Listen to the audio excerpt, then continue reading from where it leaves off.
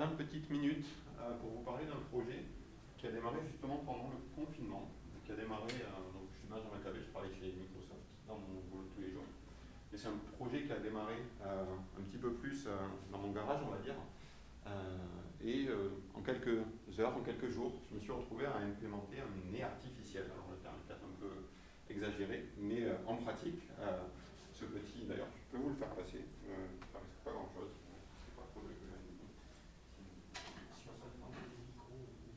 Ah oui, pardon. Est-ce que j'ai un micro à main? Il est là, oui, là. Très bien.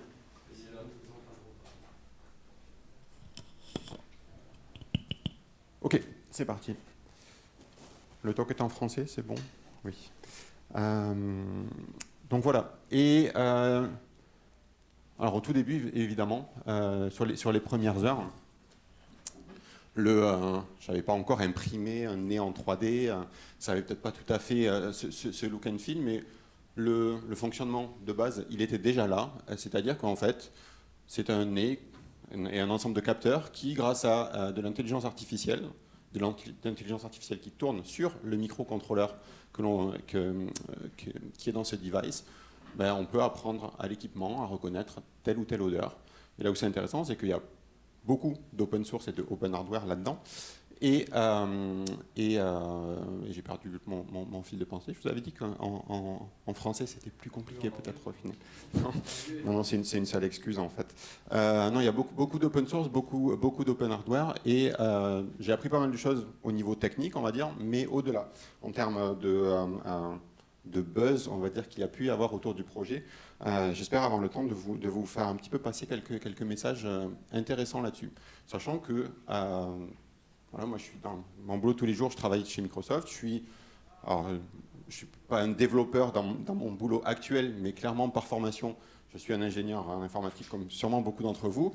Il se trouve que l'intelligence artificielle, c'est quelque chose qui m'est toujours un peu passé au-dessus de la tête. Je ne sais pas pourquoi, si c'est une histoire d'être pas suffisamment bon en maths, une histoire de jamais trouver les bons Hello World ou les bons tutos pour me lancer. Donc, en fait, ce qui s'est passé, c'est que vraiment, pendant le confinement, j'avais beaucoup de temps à moi, comme peut-être beaucoup d'entre nous, et je voulais en profiter pour parfaire ma recette de pain. Ça fait 20 et quelques années que j'essaye de faire, enfin que je fais du pain. Je suis jamais très content du résultat, je trouve toujours qu'il y a moyen de s'améliorer.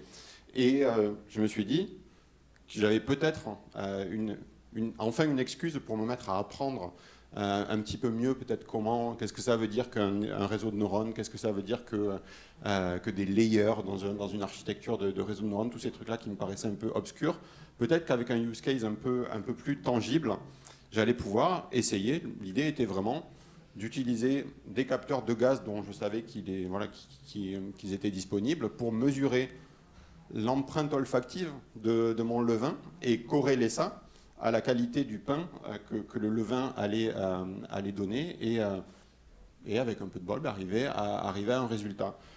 Et donc voilà, comme je disais, c'était un peu une excuse pour moi pour me mettre à expérimenter non seulement les notions de machine learning, mais plus précisément, parce que ça rejoint aussi certaines de mes passions et mon boulot de tous les jours, à savoir le machine learning sur de l'embarqué. Ce terme de TinyML, vous l'avez peut-être entendu, c'est pas le nom d'un framework, c'est pas le nom d'une techno Google ou commerciale ou autre, c'est simplement un moyen de décrire le fait de venir faire de l'inférence sur des réseaux neuronaux sur un équipement embarqué, et plus précisément le faire avec pour vocation de ne pas consommer trop d'énergie. Et donc, qui dit pas trop d'énergie, dit voilà, il faut sûrement faire des compromis. Mais l'idée, moi, c'était exactement ça. Est-ce que je peux transformer les données que je vais obtenir à partir de mes capteurs, de mes différents capteurs, en des prédictions? Vas-y, Benjamin, c'est le bon moment pour venir faire ta pâte à pain et cuire ton pain. Et donc, globalement, l'idée que j'avais en tête, même si je ne savais pas trop par où démarrer sur certains aspects, c'était au final une appli de machine learning tout à fait classique, où il allait me falloir du hardware. Là, on n'allait pas forcément parler de GPU et de hardware particulièrement puissant, plutôt le contraire en fait, du hardware de type microcontrôleur, Cortex M4, très, très contraint, des capteurs. On va voir un peu plus en détail qu'est-ce que c'est les capteurs qui peuvent être utiles pour ce genre de cas d'application. Il allait me falloir collecter des données, construire un modèle. Là, clairement, je ne savais même pas ce que ça voulait dire, les notions de dense layer, etc. Mais on va voir comment j'ai essayé d'avancer là-dessus. Et un framework. Donc, en termes de hardware, je savais, j'allais utiliser, voilà, il est ici, l'équipement, si on fait abstraction du boîtier. Donc, si on fait abstraction du boîtier 3D qui fait ressembler l'objet un peu plus à un nez, vraiment le cœur, le cerveau, on va dire, du nez, c'est un Wio Terminal, ça s'appelle. Donc c'est un Arduino, plus ou moins. C'est clairement pas un Raspberry Pi, c'est plutôt un Arduino, c'est-à-dire on n'a pas d'OS, on est vraiment sur du microcontrôleur. Et donc cet équipement, j'allais m'en servir pour collecter des données. Donc je ne savais pas exactement l'outillage que j'allais utiliser. Mais clairement, l'idée, c'était de collecter suffisamment de données pour arriver à faire de l'apprentissage sur un modèle qui était un peu to be defined, et avec un framework dont je pressentais, notamment parce que voilà, je voulais faire du TinyML, que ça allait être probablement TensorFlow Lite, qui est en fait la déclinaison de TensorFlow à vocation des mobiles ou des microcontrôleurs. On parle de TensorFlow Lite de manière générique, mais après de TensorFlow Lite pour microcontrôleurs. Et c'est ça qu'au final j'ai utilisé. Donc, au niveau hardware, d'où on part? On part sur la gauche donc, de ce device qui s'appelle le Wio Terminal. J'aurais pu utiliser un Arduino tout à fait classique, sans nécessairement, voilà, si j'avais pas eu de besoin particulier en termes d'affichage ou juste tout simplement de packaging. On parle d'un Cortex M4F, on parle de quelques centaines de kilos de RAM, littéralement quelques 200 kilos de RAM, quelques centaines de kilos de ROM pour venir stocker notre soft et du coup notre modèle. Voilà, mais c'est un device qui est quand même assez intéressant dans le sens où le form factor est pas mal, le prix est pas mal, il y a un chip Wi-Fi intégré, chip Wi-Fi qui fait Bluetooth aussi d'ailleurs, Bluetooth Low Energy. Donc ça c'est pour la partie embarquée. Donc très facile à programmer avec l'écosystème Arduino, par exemple. On pourrait aussi imaginer faire du micro-Python, ce genre de choses. Et au niveau du capteur, c'est quelque chose de tout à fait disponible, tout à fait grand public. C'est un capteur, donc celui-là, il est vendu par Seeed Studio. C'est un capteur 4 en 1, en fait. Vous voyez peut-être qu'il y a 4 petits MEMS sur le PCB. Un capteur qui permet de mesurer. Oui, une question. Oui, le design du PCB, etc., du Wio Terminal, c'est open hardware. Les capteurs, alors toujours pareil, open hardware, le MEMS en lui-même, il faut quand même le sourcer quelque part, mais le PCB autour avec toute l'interface, c'est quelque chose qui est, oui, sous licence open hardware. Il y a d'autres vendors qui font des modules équivalents. Là, je suis en train de regarder, moi, pour l'anecdote, de remplacer ce capteur qui n'est pas nécessairement toujours de très bonne qualité par un capteur Bosch qui est sorti assez récemment et qui est beaucoup plus qualitatif et moins cher en plus. Donc voilà, ce capteur, ces 4 petits capteurs MEMS qui se retrouvent sur le même PCB, en fait, viennent me renseigner sur la concentration en gaz, en monoxyde de carbone, en dioxyde d'azote, en composés organiques volatiles, ainsi qu'en alcool éthylique. Avec voilà, un capteur qui vaut ce qu'il vaut, il n'est pas particulièrement précis, mais moi, mon intuition, c'était, ne sachant pas nécessairement comment attaquer le projet en termes d'AI pur et dur, mon intuition en tout cas, c'était que ces grandeurs-là, si je les mesure, et probablement si je les mesure sur une petite période de temps pour essayer de capturer les variations de concentration, les variations d'intensité finalement de chacune des odeurs, j'allais pouvoir utiliser ça comme une entrée pour mon futur modèle modèle AI.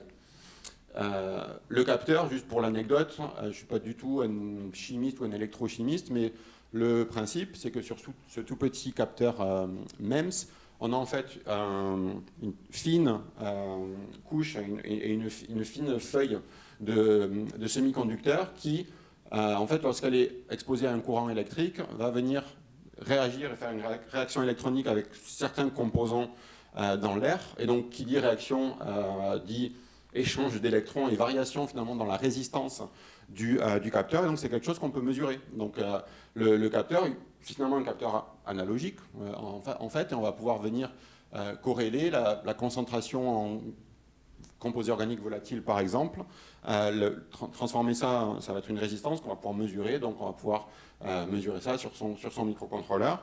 Et donc ces données-là, ces données brutes, moi ensuite je me suis retrouvé à devoir constituer un jeu de données d'apprentissage.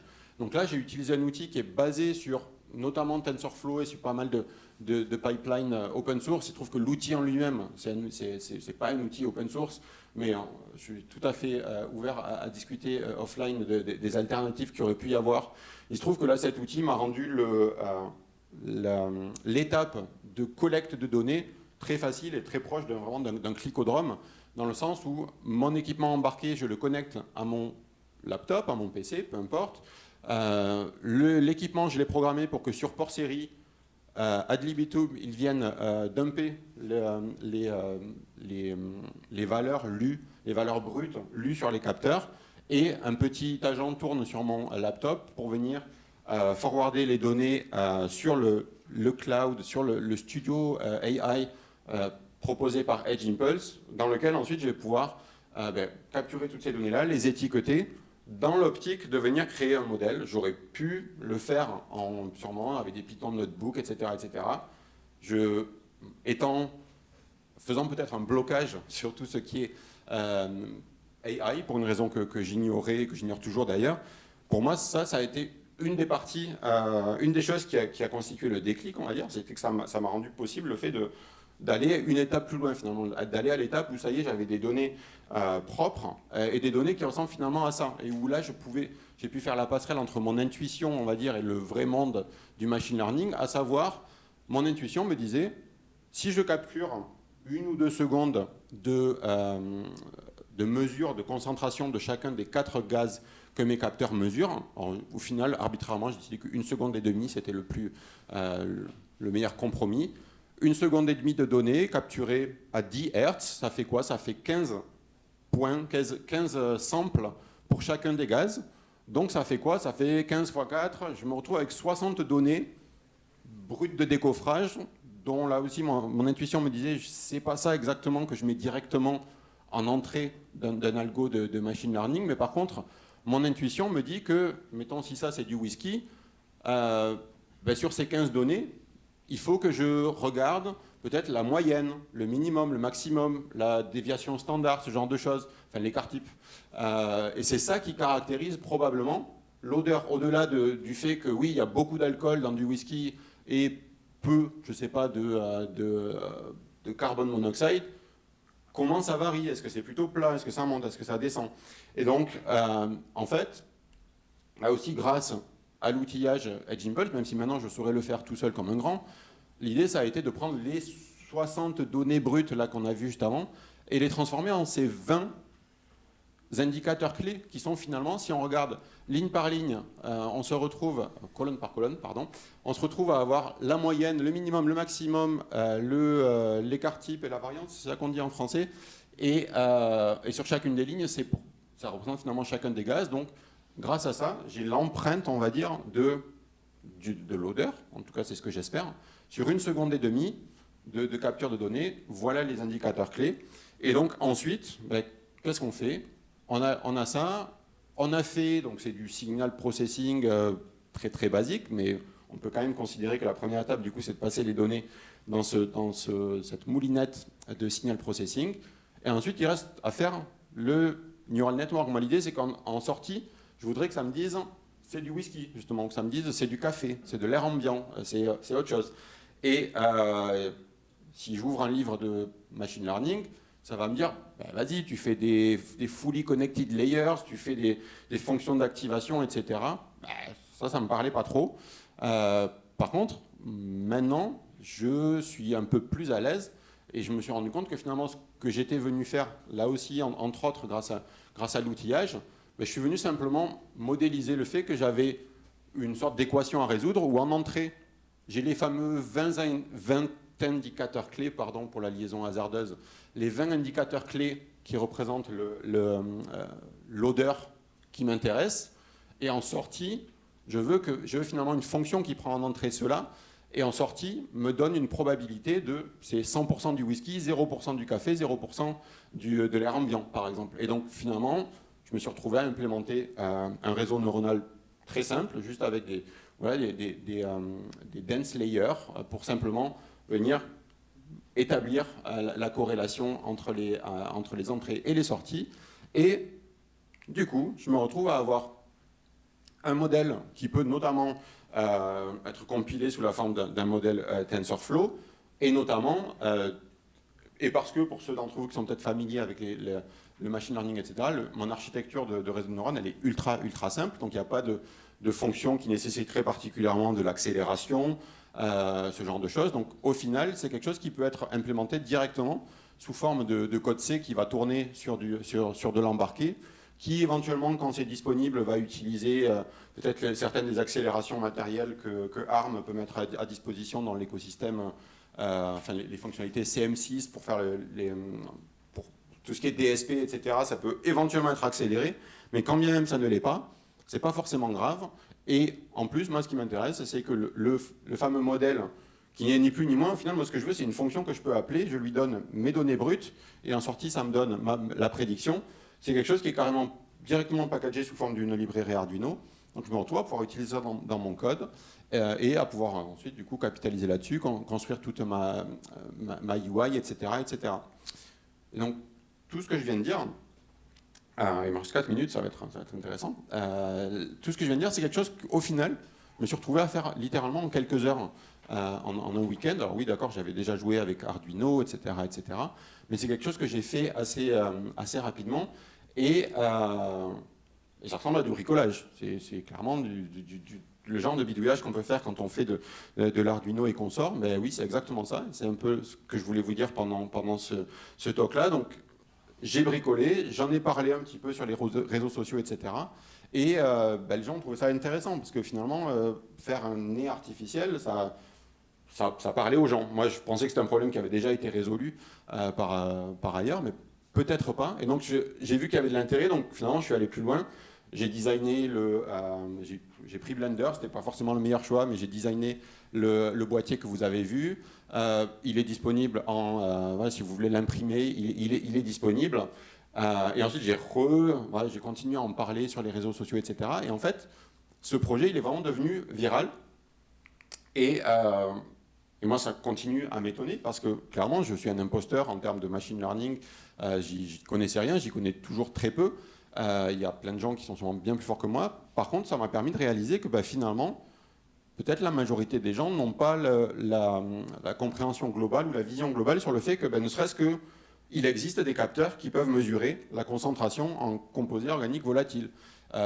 Il existe un moyen rapidement, en utilisant par exemple du open hardware, de prendre ces infos-là, de les donner à manger à un algo de machine learning, etc., etc., etc. Donc au final, le projet, il est devenu très populaire. Et dans les quelques minutes qui me restent, en fait, je voudrais vous montrer que j'ai essayé d'aller plus loin, profiter du fait que, comme je l'ai dit, à un moment donné, le device contient un chip Wi-Fi, pour essayer d'explorer un petit peu qu'est-ce que ça peut vouloir dire en termes d'IoT, d'avoir un objet qui, au-delà du look un petit peu marrant, rend vraiment un service. Par exemple, je veux déployer ce genre d'équipement dans le faux plafond de toilette pour pouvoir alerter automatiquement la société de nettoyage dès qu'il est question de venir nettoyer les toilettes. Au lieu d'envoyer quelqu'un tous les jours, c'est le Covid, tout le monde ne va pas forcément au bureau, les toilettes ne sont pas forcément très sales. Au lieu d'envoyer quelqu'un tous les jours, on l'envoie que quand il y a littéralement besoin de le faire.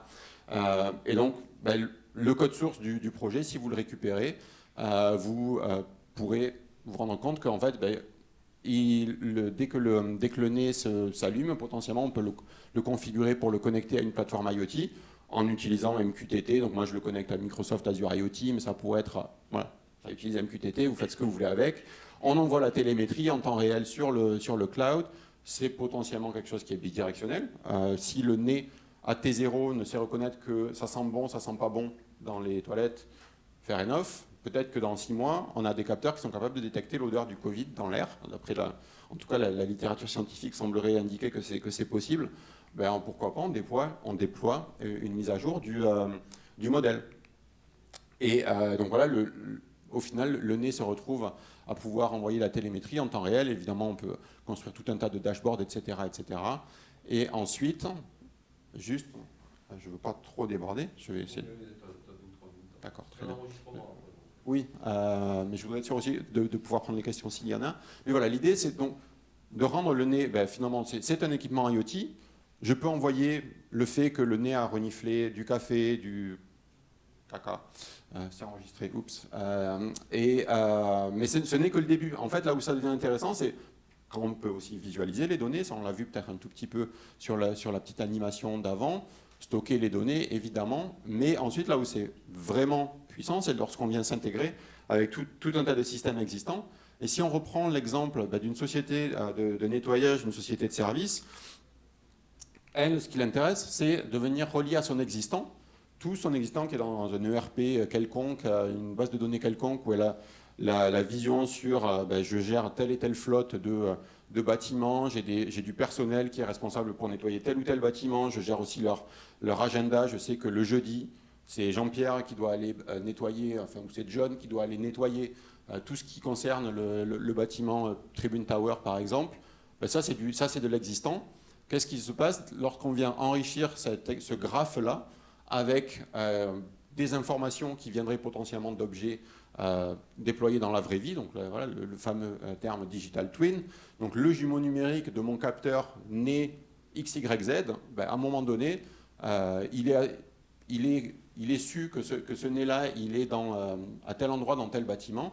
Ben, très bien, dès que l'objet en question nous envoie une information comme quoi ça sent pas très bon, c'est pas juste une information, ça sent pas très bon, c'est une information que l'on peut venir contextualiser pour venir retrouver plus d'informations, par exemple savoir qu'il est question de venir envoyer un SMS à John pour lui dire que là aujourd'hui finalement il faut qu'il aille se rendre sur site.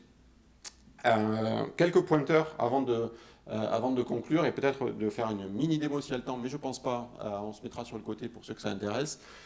Tout est open source, tout est disponible sur ce repository GitHub, que ce soit la classique bill of material pour récupérer les composants, le code source, le modèle qui peut-être vous intéressera pas parce que sentir du whisky et du café, c'est pas forcément intéressant, mais vous pouvez l'enrichir ou le refaire avec vos propres odeurs, tous les schémas, etc. etc.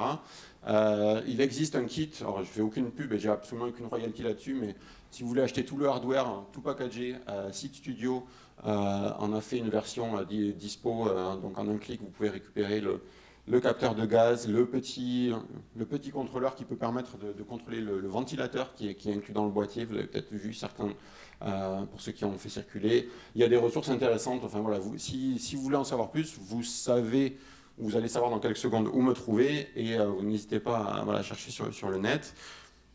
La conclusion, c'est rien de très... c'est peut-être un peu naïf comme conclusion, mais clairement, moi, mon retour d'expérience, c'est j'ai eu ce déclic finalement où grâce à la disponibilité de briques open hardware, de l'écosystème Arduino, de l'écosystème TensorFlow, etc., j'ai pu inventer ce petit objet. Je ne pense pas que j'aurais pu le faire autrement. Moi, il me fallait vraiment cet aspect tangible et matériel de jouer avec des capteurs. TinyML, c'est quelque chose de très intéressant. Je vous encourage vivement à regarder cette idée de venir faire tourner, y compris sur des microcontrôleurs plutôt minuscules, transformer tout un tas de données brutes en juste un signal. Ça sent 98% comme du café, au lieu de devoir envoyer toute la télémétrie brute des capteurs. Et voilà, et ça permet aussi ensuite de commencer à réfléchir quels sont les traitements que je viens faire sur mon équipement embarqué, quels sont ceux que je fais sur le cloud. On l'a vu,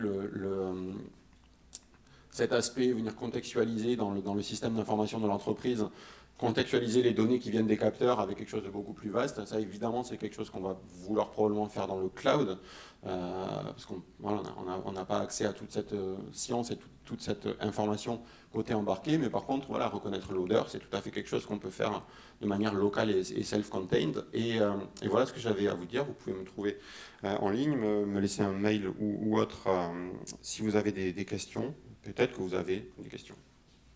Oui. Juste par rapport au Covid, on sait maintenant on utilise des chiens pour Oui. avec l'odeur détecter le Covid. Est-ce qu'il y a Ouais. Dans les entreprises, est-ce qu'ils ont essayé de créer un projet, de créer un capteur pour détecter le Covid? Parce qu'apparemment, c'est 95%. Ouais, donc la question c'est, les chiens a priori savent détecter le Covid, est-ce qu'il existe des capteurs ou des solutions plus électroniques peut-être pour le faire? Comme je disais, il y a eu quelques articles assez récemment, des gens qui ont a priori fait des capteurs qui permettent de détecter la présence de Covid dans l'air. Je n'ai pas regardé de plus près, mais c'est clairement quelque chose d'intéressant à regarder. Ça serait intéressant. Alors après, ce qui est dans une optique intelligence artificielle, c'est comment on fait l'apprentissage. Moi perso, j'ai pas envie je ne sais même pas comment exposer le nez à du Covid, mais ça serait intéressant de collaborer sur ça, peut-être dans un contexte open source. Peut-être qu'il existe des capteurs tout à fait grand public qui pourraient faire aussi bien le job que les fameux capteurs qui ont pu passer dans la presse ces derniers mois et qui, je pense, ne sont pas nécessairement tout à fait des technos ouvertes ou non propriétaires, quoi.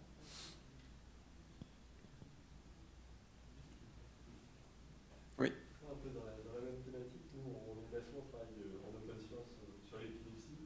Ouais. Et donc, il y a aussi des chiens qui peuvent détecter, prédire les crises d'épilepsie. Et à partir de leur nez, est-ce que c'est des choses qui sont possibles? Enfin, on a tout un écosystème, il y a des gens qui travaillent avec nous là-dessus. Et ça sera un capteur supplémentaire. Sachant que historiquement, nous, on travaille avec des données physiologiques. Ouais. Et vous laissez aller. Oui, c'est quelque chose d'assez intéressant et assez rapidement.